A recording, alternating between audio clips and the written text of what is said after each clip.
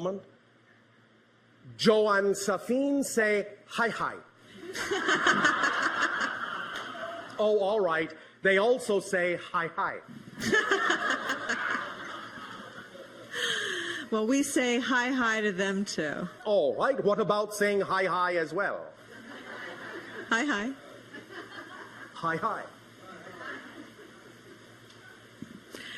Thank you, Bashar.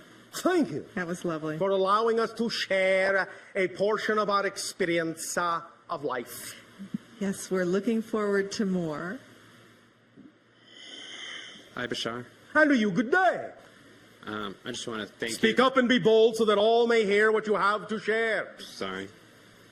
I just want to thank you for acting as a reflection for me. We thank you for allowing us to do so. I have a question about instant manifestation. Instant manifestation, yes. I know that everything instantly manifested and all through the time delay. Yes. Time delay, remember, time delay is just an illusion. Right. There actually is no such thing as a time delay. Okay. There is always instant manifestation, every moment. It's just that what you instantly manifest in the next moment may not appear to look very different than what you were manifesting the moment before. But it is completely different. The way you would then recognize that you're always instantly manifesting is to create the next instant manifestation to look very different from the one before it. That's how you'll tell you're instantly manifesting. That's how instant manifestation would be revealed, but you're already instantly manifesting, but most of you are doing it in such a way that you're creating a sense of flow and continuity in such a slow change appearance that it appears as if there's a time delay when no such thing exists. Does that make sense? Yeah. All right. So where do you wish to go with this idea from here? I want to...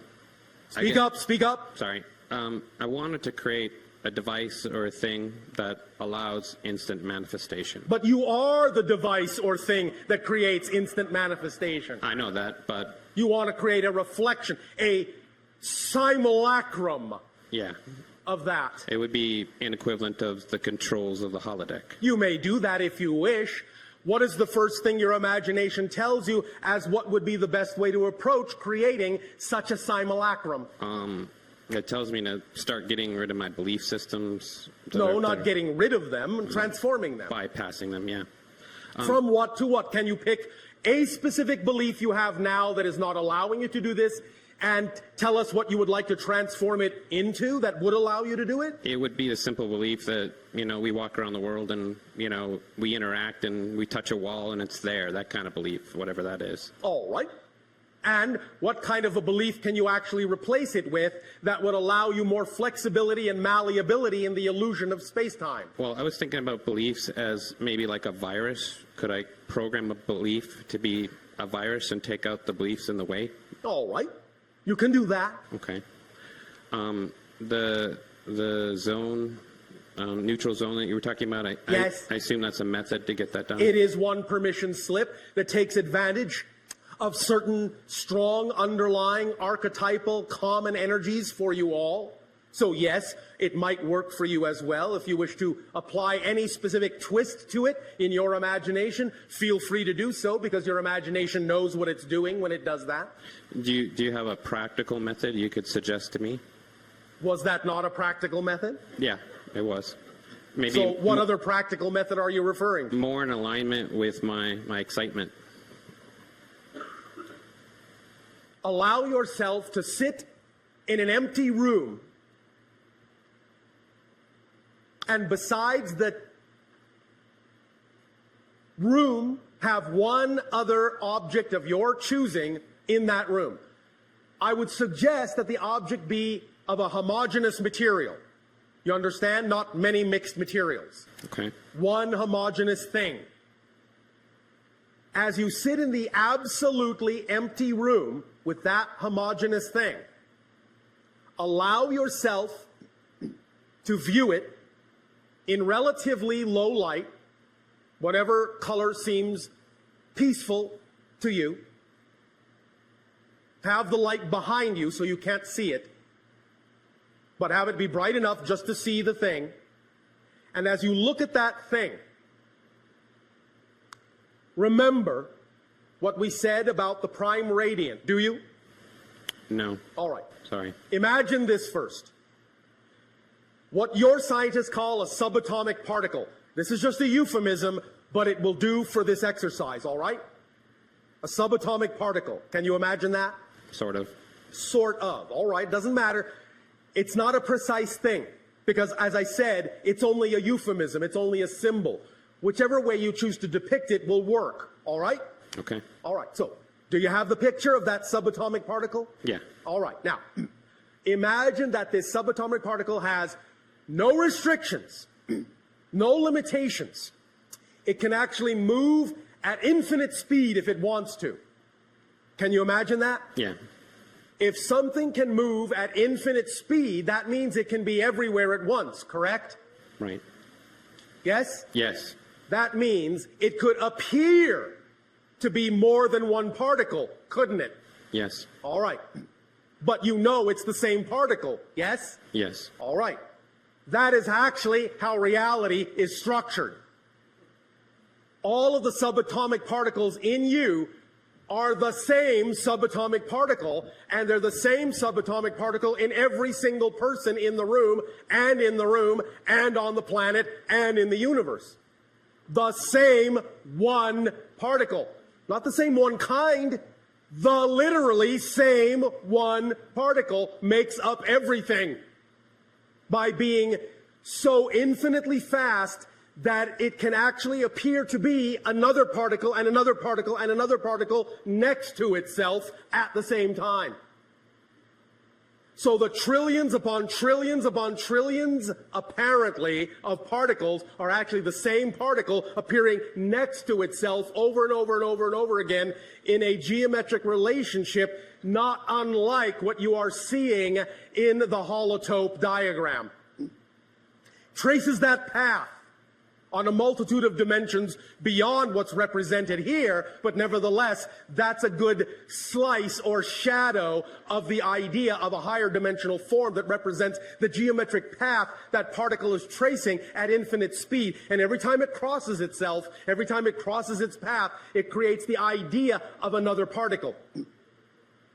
Now, having said that, the idea is that when you sit in that empty room, aside from that one other object, if you can begin to imagine the particle going back and forth between you and that object, creating all of the particles in your body and all of the particles in that object, and begin to really start to understand and truly comprehend, truly viscerally begin to feel that it actually is the same particle, that you are that object, that object is you.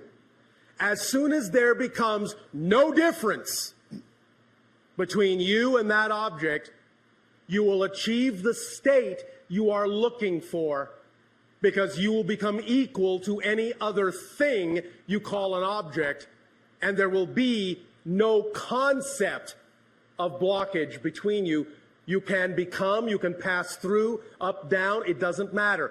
You can, in that sense, become immaterial to each other because you recognize you are one and the same thing at that moment, and you can trade places in any way, shape, or form you wish. How's that as an exercise? That could work. Yes, it could. So play with that and see what happens, all right?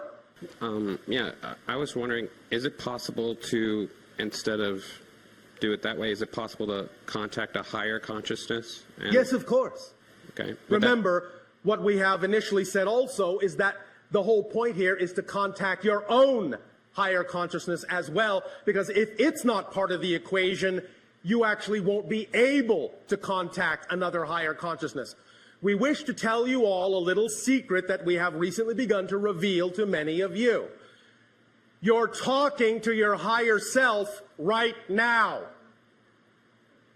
but you are allowing us to color it for you with our consciousness to allow you to give yourselves permission to talk to your higher consciousness. You're using us as a simulacrum to give yourself permission to talk to your own higher minds. But your higher mind is who you're actually talking with when you speak with us. So go have fun. Your higher mind will be with you. All right? Thank you. Thank you.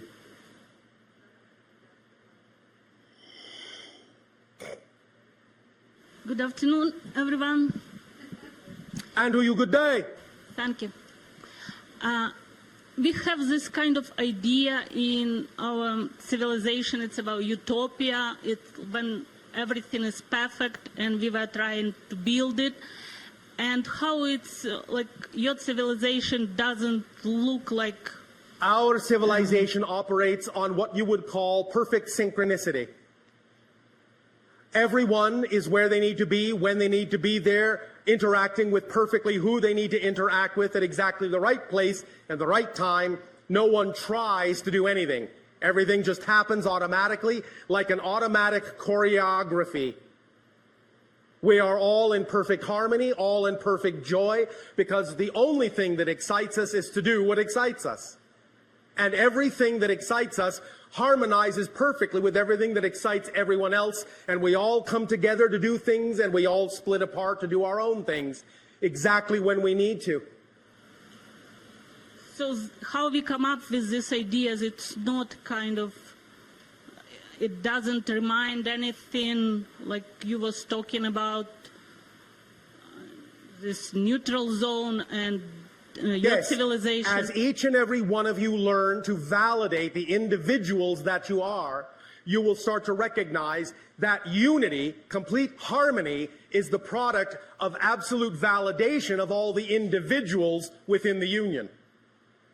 So by each individual becoming more their full self, by acting on their passion, by going into this neutral zone, becoming a fully balanced being, then each individual will begin to work in perfect harmony with every other individual who also does the same. And the more individuals that do that and create that state of being will then create a harmonious world. But you must understand another secret about the idea of changing your world. You actually don't change the world. You just change yourself and shift yourself to a parallel Earth that is already representative of the vibration you have changed to. The old Earth is still there, it's just that you're not focused on it anymore. Does that make sense to you? Yes. Does Yes. that help you? Yes. Thank Thank you. you. And small question, like I don't remember any experience like people describing about a lot of with abduction and everything else. Yes. Does it mean that I don't have any relatives in other civilization? It does not mean that. It just may mean that they didn't happen that way. Ah. Mm-hmm. You understand? Yeah. You all have relatives in other civilizations for a variety of reasons, but it may not necessarily have taken place that way. Mm-hmm. All right? All right. And another question, like in the childhood, I always had this, I don't know, memory or idea that like I was brought here for this kind of strange program. All right, well, maybe you do have relatives that way. Yeah, it's kind of, I thought maybe it's how you, yeah. If there is any need for you to remember many of these experiences and interactions, then as your life unfolds by following your passion, you will automatically remember. Remember, you will never miss an appointment that you need to keep. The only way to miss an appointment that you have arranged is by worrying that you will miss the appointment. That's the only way to miss the appointment. Otherwise, if you don't worry that you'll miss the appointment, you cannot miss the appointment. So you will remember everything you need to remember. You will keep every appointment you need to keep by just following your passion. It's an automatically organizing principle. So if there's anything about this you need to remember, it will come to you in whatever way serves you best. All right? Thank you. Thank you. Pleasant dreams. Thank you.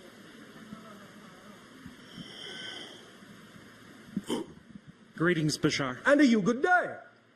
I would like you to speak about phobias. Phobias. Yes.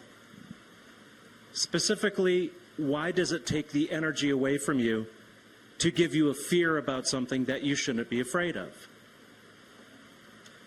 If you are afraid of it, it is an indication of a belief system within you. Every single emotion is an indication of a definition you believe to be true about yourself in relation to the circumstance. So phobias are strong symbols of a definition that is out of alignment with your true self, and it is a sparkling opportunity when you feel the fear to use the fear as an indicator and a guide to find out what that definitional belief is, so that in identifying it, you can transform it. But it almost always has to do with the idea of a belief or a definition about yourself in relationship to something in the circumstance or some circumstance in your life that it symbolizes. Does that make sense? Yes, no, maybe? No. Oh, all right. What about it doesn't make sense? The way that it controls my higher consciousness, that I'm very passionate about being somewhere else. You mean you are afraid to be where you are Yes. so much that you wish you were somewhere else? It's That's not being passionate. That's being anxious. Okay. So the idea, again, is that any time a fear comes up, be it the idea of what you might call a quote-unquote normal fear or something on the level of a phobia, it is an indication, and I'll go further this time, it is an indication of a belief or a definition about yourself in relation to some circumstance in your life. That's what a general fear is. An indication of some negative belief about yourself in relation to some circumstance in your life. A phobia, being that it is so much more amplified or magnified, is an indication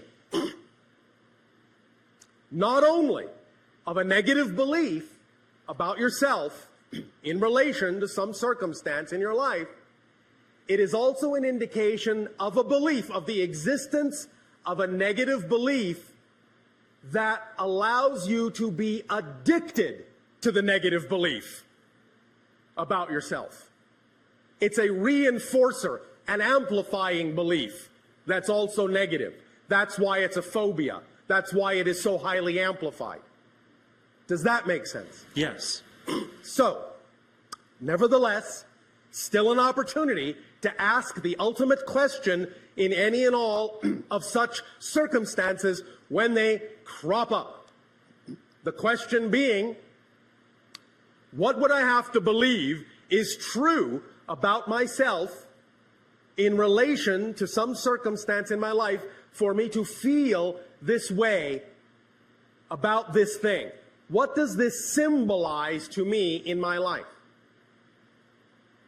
When you start asking those kinds of questions in a meditative, quiet state, once you have neutralized the idea, you will start getting answers about what belief system the phobia represents. So the first step is when you feel the fear, all right, be somewhere else, back away, neutralize it, don't put meaning into it, remove the negative meaning. It's just a situation. It's a neutral prop. It's nothing. It means nothing at all. Now then ask the question, what would I have to believe is true in order to have this fear, to have this feeling about some circumstance in my life that this thing represents? When you do that from a neutrally balanced place of meditation and you're quiet and listen for an answer, you will start to hear your higher mind answer you about what the negative belief actually is. You'll start to get a feeling. You'll start to get a picture. You'll start to hear something, or you'll just get a knowingness something will just pop into your head, or you'll feel inspired about something, you will get some information. But that's the question. What do I have to believe is true about myself in order to feel the way I do? That's the fundamental question. Make sense? Yes. Does that help you? Yes.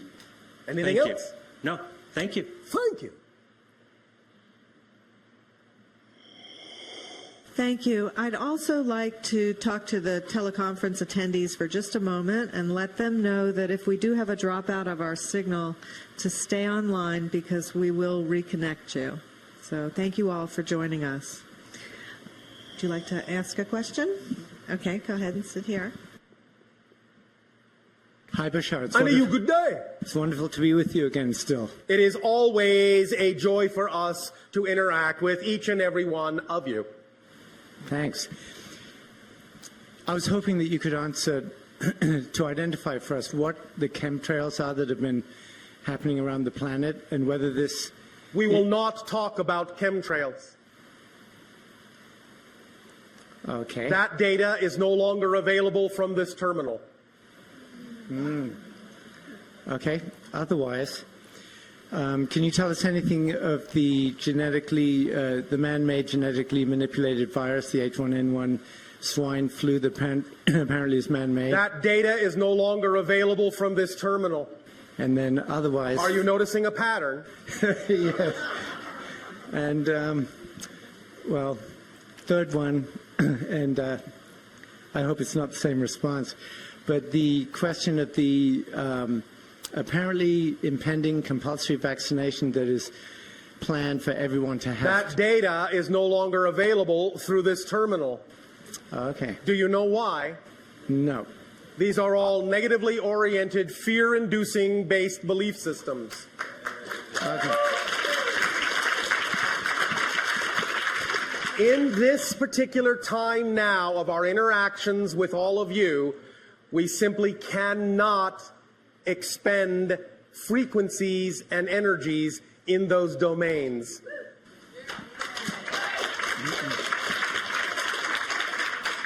So in doing so for us, then they will not exist. Remember, in the reality of the vibration that you prefer to choose, such things simply would not exist. Therefore, it is pointless to discuss things which are not a part of a reality you say you don't prefer. Great. Well, thank Do you. you understand? Yep, I do. That's wonderful.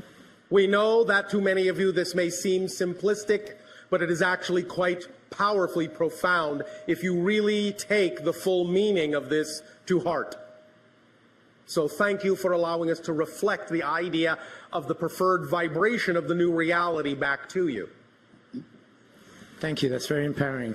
Thank you. Okay. Circumstances don't matter. Only your state of being matters. Very good. Does that help? It certainly does. Thank you. Thank you. And one last question. Yes. This refers to what I'm going to call for the moment the back end part of the mechanism for physical healing. The back end part of the mechanism. The front end is recently you described permission slips, and so I understand what you were saying there. And say that a person wants to do some physical healing, and they could either choose perhaps an allopathic form or a holistic form, say detoxification, or even energy healing. And this is the reason why I lead to this question.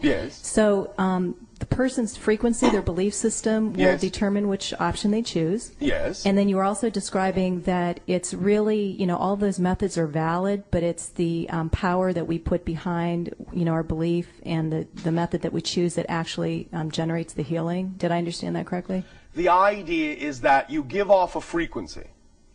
Others that are attracted to you pick up on that frequency. They can then decide that if that frequency matches the idea of their perfect ideal state of health, if they then choose to match that frequency, that's what they will experience. Okay. But you are putting out a frequency to allow them to use it however they wish. If for some reason it serves everyone that you would attract a person who adamantly believes they cannot be healed by anyone, and they expose themselves to your frequency and are not healed, they do not heal themselves, then they get to say, see, I proved it. My belief stands. And you have helped them reinforce a belief that they have chosen to hold on to by them not allowing themselves to be healed. So you have still served them. Does that make sense? Yes, I do understand that. That's also why you don't need to have expectation, because you don't necessarily need to know what anyone else's agenda is in coming to you. They may come to you to reinforce a belief they simply don't want to give up. But you've still helped them by helping them do what they want to do. Now, that may not happen in the majority of cases, but you have to allow for it because that's valid for them. Make sense? Yes. Now, what I was referring to is like kind of like the back end of the mechanism. Yes. Like with energy healing, if a person believes that that will heal them, Yes. and it truly does. What my question is, from that belief Yes. to our physical body, which has its own consciousness, Yes. I was wondering what that mechanism is. In other words, is it that the power of the belief and the intention actually, more or less, I'm using these words loosely, sends instructions to the consciousness of the physical body that, you know, does It is a form of communication, yes. Okay. It's a pattern of energy that then, if harmonized with, will create certain results, yes. And since the physical body, or as the way we understand it, breaks down to, I'll just say, subatomic Yes, particles yes. and whatnot. So each one has its own consciousness and intelligence. Absolutely. And because the physical body is integrated, then Yes. it all heals together. It works together. Yeah, okay. Or not, Okay. if that serves a purpose. Okay. Now, with regard to, again, the belief system in healing, do you understand that even in what you call your allopathic medicinal methodologies, the most powerful form of healing known is the placebo? Yes, yes, yes, yes. In fact, actual drug tests are always measured against the placebo, because if the drug is even 5% more effective than the placebo, it's considered extremely effective because the placebo is so effective. Mm-hmm. Do you understand? Yes, yes. The belief system of the person is the most effective thing, and your medical doctors know that. And that's why in doing their drug testing, because the placebo effect is actually responsible for such a high percentage of healing, even if the drug is a little bit better, that's the only criteria they need to say the drug is effective, because if it's no better than the placebo, it's not effective. All right. Because the placebo is so effective.